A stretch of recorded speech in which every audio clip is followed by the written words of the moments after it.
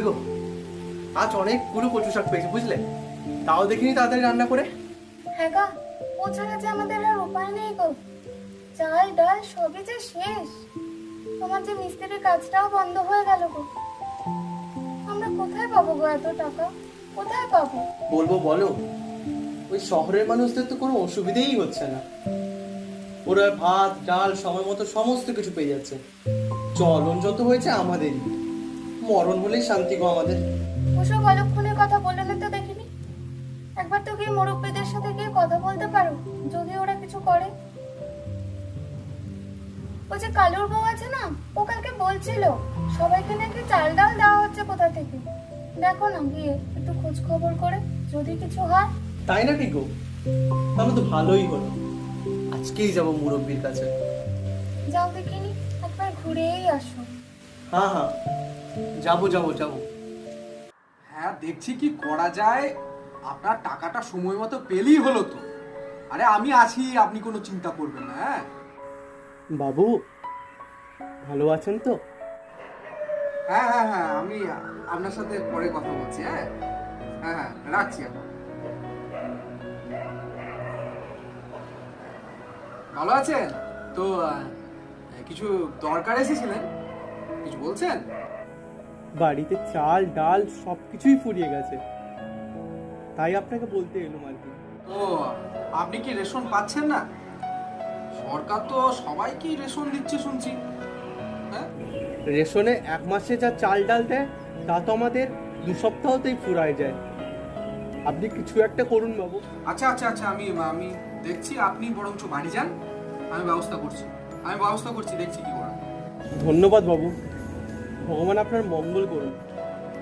হ্যাঁ হ্যাঁ হ্যাঁ, আপনি আপনি আসুন। হ্যাঁ, আমার একটা ফোন এসেছে, আমি বলছি। হ্যাঁ, আপনি আসুন।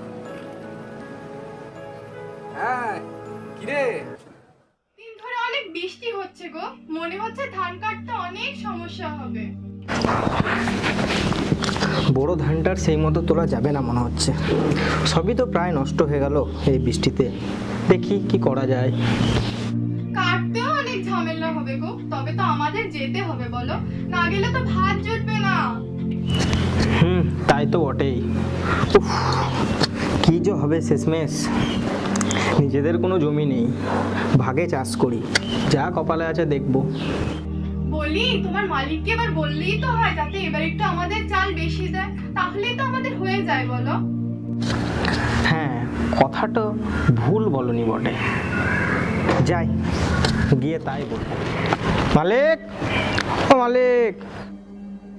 কে? আগে আমি। তা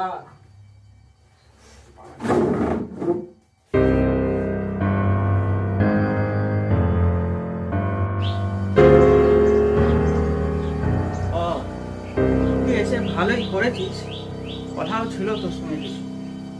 হ্যাঁ বলুন, কি কথা? আগে আমারও কিছু কথা ছিল, আগে আপনি বলুন, তারপর আমি বলবো। আসলে কি বলতো, তুই এবারে একটু চালটা বেশি ভাগতিস আমাকে। এই দেখতে তো পাচ্ছিস চারিদিকের যা অবস্থা। তুই 10 কিলো 7 কিলো আমাকে দিস, আর বাকিটা তুই রেখে দিস। এরম ভাবেই পুরোটা ভাগ করে দেবো, কোনো 2 নম্বরই করবি না। কিন্তু মালিক, অনেক তো ধান নষ্ট হয়ে গেছে জলে। আমার তো কিছুই বেঁচে থাকবে না মালিক, আমাকে একটু বেশি ভাগে দিন, না হলে যে না খেতে পেয়ে মরবো। আগে থেকে কাঁদুন গাইছি না তো, তুই একটা ভাগ কর, আমি শেষে পুরোটা তোকে বুঝিয়ে দেবো। কি ভাবছিস? আমি তো বলছি শেষে এদিক ওদিক থেকে তোকে বুঝিয়ে দেবো, তাহলে আবার এত ভাবনা কিছু। আর যা তো এখন যা, বিরক্ত বলছি না।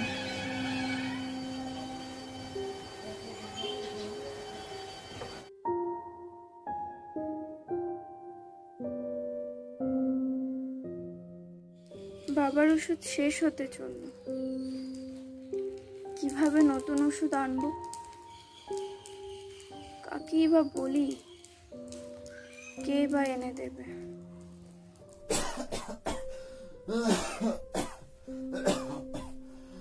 কই রে মা আমার,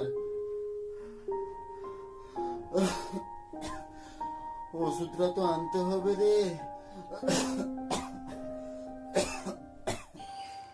কি করি আমি? কিছুই তো বুঝতে পারছি না। বাবা, তুমি চিন্তা করো না, আমি ওষুধের ব্যবস্থা করবই। তুমি ঘর থেকে বেরিও না, আমি আসছি। তুই আবার কোথায় চলে গেলি? বাইরে কোথায় যাচ্ছিস মা? কই রে? চলে গেলি? কই রে মা? বুবাইদা, খুব বিপদে পড়েছি, তুমি কি একটু সাহায্য করবে গো? হ্যাঁ হ্যাঁ, কি বললি? আর বল তো, আমি শুনতে পাইনি। আর বল বল বল। বাবার ওষুধ শেষ হয়ে গেছে, আর মাত্র কদিন চলবে। তুমি কি একটু ব্যবস্থা করে দিতে পারবে গো? দেখ, আমি তো আর ডাক্তার নয়, দেখ আমি বাড়ি থেকে বেরোতেও পারবো না। তুই এমন কাউকে বল যে ডাক্তার বা হসপিটালে যায় বা ওষুধের দোকান আছে, এটা বললে ভালো হয় নাকি? কিন্তু এই গ্রামে তো কোনো ওষুধের দোকান নেই গো দাদা, তুমি একটু কারোর সাথে যোগাযোগ করিয়ে দাও না। কি ঝামেলায় আমি পড়লাম। উফ, বেশ, আমি দেখছি একজনকে আমি ফোন করে দিচ্ছি।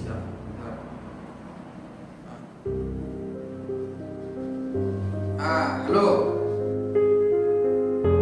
হ্যাঁ, এটা ওষুধ আনতে পারবি রে? কি বলছিস? বাইরে বেরোতে পারবি না? না না না না, আমাদের কারণ নয়, ওই একজন গ্রামের একজন বাবার একজন হয়েছে। আচ্ছা আচ্ছা, বেশ, তোরা ভালো আছিস তো? হ্যাঁ হ্যাঁ, বেশ বেশ, আচ্ছা, হ্যাঁ হ্যাঁ, ঠিক আছে। কি বললো দাদা, আনতে পারবে ওষুধ? দেখ, মানে ও বাইরে যাবে না, বুঝলি? দেখছিস করোনার সময়, তুই বড় অন্য কাউকে বল, বুঝলি? ও যখন দরকার পড়বে অন্য কাউকে। এবার আমি কাকে দিয়ে ওষুধ আনি, আর কাকেই বা বলবো? আমার বাবাকে কি বাঁচাতে পারবেন? বাবা,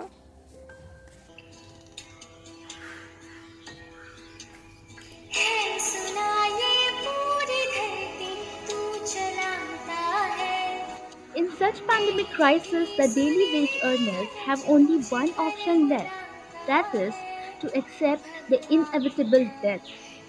The frightening COVID-19 outbreak victimized the entire world. The government, as well as the society, seems to stand for the sake of the underprivileged. But there is something to be thought upon. Is this done just for the sake of publicity? On one hand, a diligent farmer working under the feudal system is not able to get even a handful of rice from his landowner.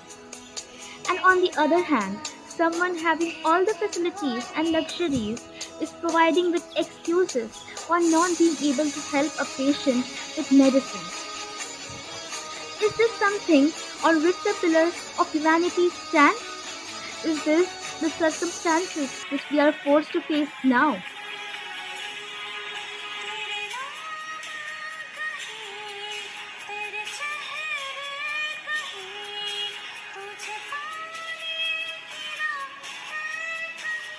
महामारी के कारण दैनिक वेतन भोगियों के पास एक ही विकल्प बचता है कि ना चाहते हुए भी वो अपनी मौत को स्वीकार करें। कोविड-19 नामक इस महामारी के प्रकोप ने पूरे दुनिया को अपने चपेट में ले लिया है। ऐसे समय में सरकार एवं समाज मजदूरों की मदद तो करते हुए दिखाई दे रहे हैं, पर सोचने वाली बात है कि क्या ये केवल प्रचार और प्रसार के लिए कर रहे हैं? एक तरफ एक जमींदार अपने अधीन काम करने वाले किसान को एक मुट्ठी अन्न देकर भी सहायता नहीं कर पा रहे हैं, और दूसरी ओर एक समर्थीय व्यक्ति गरीब मरीज की मदद करने के लिए बहाने देते हुए नजर आ रहे हैं। क्या इन्हीं स्तंभों पे आज इंसानियत खड़ा है? क्या इन्हीं परिस्थितियों से आज हमें मुकाबला करना है? शायद यही अभाव गरीबों के लिए नित्य संगीत बन चुका है। शायद ये एक महामारी का प्रकोप हो या एक साधारण दिन। আমাদের উপস্থাপিত এই ছোট্ট নাটকটির মধ্যে দিয়ে আমরা একটি ছোট্ট বার্তা সামাজিক মানুষের কাছে পৌঁছে দিতে চাই এই মহামারীর সময়।